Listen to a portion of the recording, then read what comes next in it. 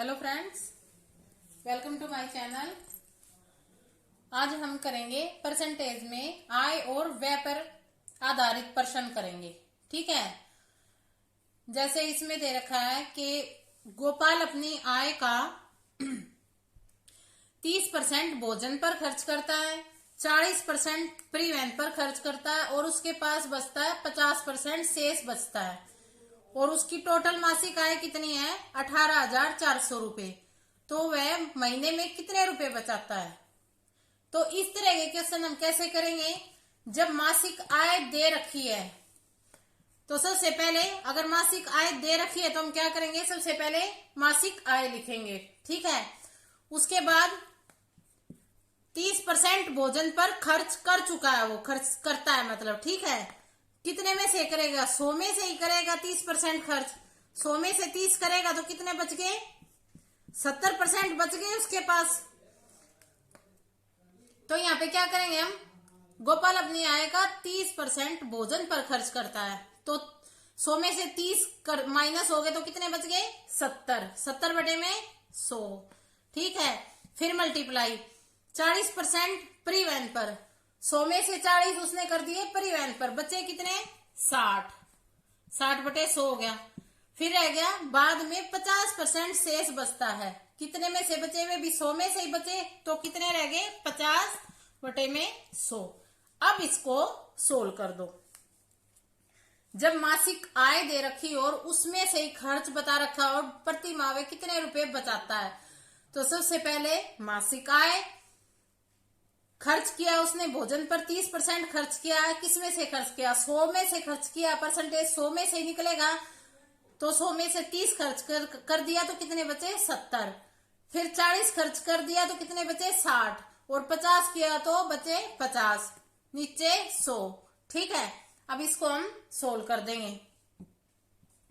इससे ये गए, ये 2 पे, इन 2 से ये 2 जीरो कट होगी। 2 1 2, 2 3 6। ठीक है। 184 गुणा 7 गुणा 3, 7 या 21 के साथ किसके साथ कर देंगे? 184 के साथ गुणा कर देंगे। कितना आ गया? ये आ गया 3864 रुपए। मतलब प्रति माह महीने में वो कितने बचाता है? इतना सब पे खर्च करके 18,400 रुपए उसकी मासिक आय है। इन चीजों पे वो खर्च करके 3864 रुपए बचा लेता है। ठीक है। अब है, इसमें तो मासिक आय दे रखी है, इसलिए हमने सबसे पहले मासिक आय, उसके बाद मल्टीप्लाई जो खर्च किया है वो। ठीक है। अब क्या दे रखा है? मासिक आय बतानी है, वो कैसे करेंगे देखते हैं। अगला प्रश्न है, उसमें क्या दे रखी थी? मासिक आय दे रखी थी, कितने रुपए बचाता है वो महीने में, वो निकालना था। इसमें क्या दे रखा है? खर्च करने के बाद भी वो कुछ रुपए बचा लेता है। जैसे इसमें दे रखा है 700 रुपए बचा लेता है। क्या निकालनी है? उसकी मासिक आय। ठीक है। अब देखो, चमनलाल अपनी मासिक आय का 20% भोजन पर, 30% वस्त्र पर, 15% मनोरंजन पर खर्च करने के बाद भी 700 रुपए वो बचा लेता है। उसकी मासिक आय हमें निकालनी है।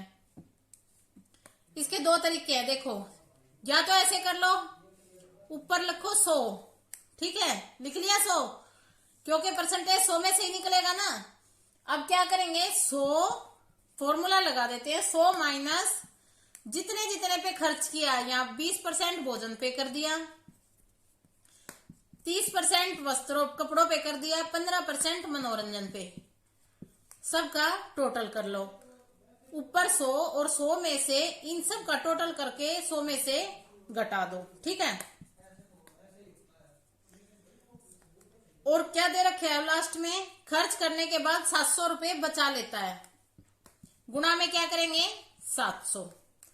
जो वे वो बचाता है खर्च करने के बाद रुपए, वो रुपए लिखेंगे हम इसके मल्टीप्लाई में। ऊपर 100 हो गया, 100 घटा में ये कितने हो गए? 65 गुणा में 700। ये 100 में से 65 गए, 35 गुणा 700, 35 दूनी 70, 0, 2000 रुपए। उसकी मासिक आय कितनी निकाल दी हमने? 2000 रुपए। एक फॉर्मूला तो हो गया ये। 100 नीचे क्या करेंगे? 100 माइनस जिन जिन पे खर्च किया है, MNP, जो जो खर्चे हुए हैं, भोजन पे, वस्त्र पर, मनोरंजन पर, तीनों को ऐड किया और मल्टीप्लाई कर दी। जो जितने रुपए बचाए हैं उन रुपए से कर दिया मल्टीप्लाई। ये हो गया। ठीक है, एक तरीका तो ये कर सकते हो। उस टाइम करेंगे ये जब हमें मासिक आय निकालनी है और रुपए बचाए हैं, उसने खर्च करने के बाद रुपए बचा रखे हो तब। दूसरा तरीका क्या है? दूसरा तरीका देखो, 20% भोजन पर, 30% कपड़ों पे, 15% मनोरंजन पर, टोटल हो गया 65। ठीक है, किस में से है? 100 में से। तो 100 में से 65 खर्च कर दिया, कितने बचे? 35% बच गया। अब 35% का खर्च करने के बाद कितने रुपए बचा लिए थे उसने? 700 रुपए बचा लिए थे। वो लिख देंगे इसके इक्वल। तीनों को ऐड किया, इसमें तो खैर 3 है, जितने भी हो ऐड किया, 100 में से माइनस कर दिया, जितना बचा 35 है तो 35/100 और इक्वल में जो रुपए उसने बचा रखे थे वो 35 2 में गया, इसकी मल्टीप्लाई कितना आ गया? 2000 रुपए। या आप इस तरीके से भी कर सकते हो, ये उससे आसान है।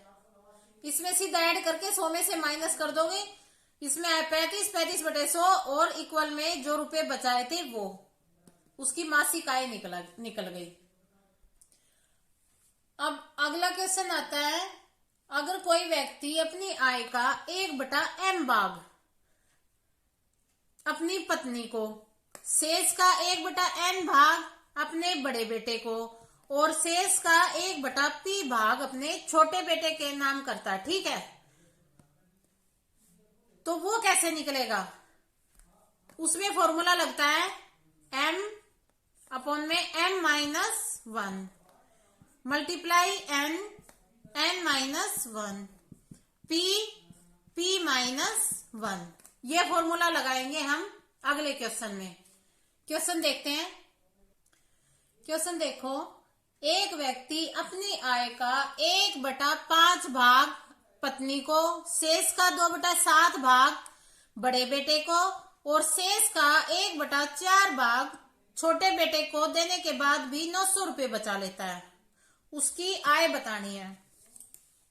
आय व्यय में भी हमने, ये तीसरी टाइप का क्वेश्चन है। सबसे पहला था, उसकी आय दे रखी थी, उसने जो खर्च किया तो कितने रुपए बचा रहा था वो, एक तो ये था। दूसरा, कुछ रुपए बचा लिए थे लेकिन उसकी आय बतानी थी। अब क्या है, वो 1/5 मतलब 1/m 1/n भाग में बांट रहा है और उसके पास रुपए बचते हैं 900, तो उसकी आय बतानी है। अब इस टाइप के कैसे होंगे? इस टाइप का मैंने फॉर्मूला बताया था, m/m -1 n/n -1 p/p -1। मतलब 1/5 है, ये कितना हो जाएगा? 1/5 मतलब m तो कितना होगा? ये 5 हो जाएगा। 5 -1, ठीक है। 2/7 मतलब n 7 है, 7 -2 4 -1, ठीक है। ये हो जाएगा 1/m 1/n और 1/p भाग में बांट रहा वो, ठीक है, उनके भाग कर रहा है। 1/m 1/n 1/p। फॉर्मूला क्या लगेगा? m नीचे m -1 n -1 p -1। यहाँ पे m है 5, यहाँ पे n है 7, तो 7/7 -2 हो गया। यहाँ पे p है 4 है तो 4 -1 हो गया। अब इसको सोल्व कर दो, ये कितना हो गया? 5/4 7/5 4/3 और कितने रुपए बचा रहा था? 900 रुपए। 900 रुपए मल्टीप्लाई, ठीक है। इससे ये कट गया, इससे ये कट गया। उसकी आय कितनी निकाल दी हमने? 2100 निकाल दी। जब इस टाइप के क्वेश्चन हो 1/m 1/n 1/p 1/q जो भी है, इस टाइप के क्वेश्चन हो उनमें ये फॉर्मूला लगा देना। m नीचे m-1 multiply n-1 multiply p upon में p-1 और मल्टीप्लाई किससे होगी, जो उसने रुपए बचाए हैं। ये थे हमारे आय और व्यय के क्वेश्चन। वीडियो अच्छी लगी तो प्लीज लाइक करना, शेयर करना और मेरे चैनल को सब्सक्राइब करना।